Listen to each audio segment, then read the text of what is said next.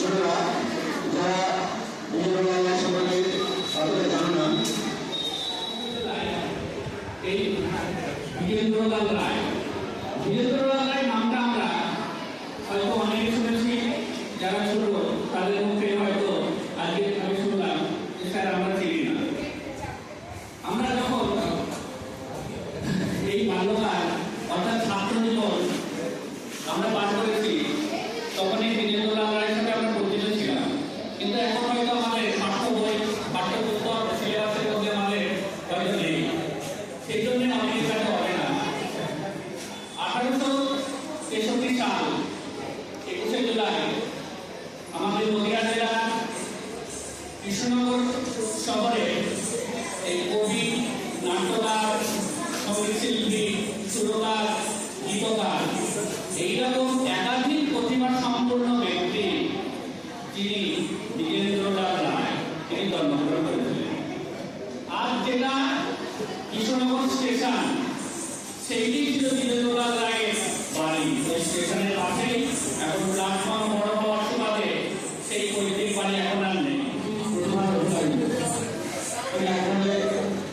কবি, নাট্যকার, গীতিকার এবং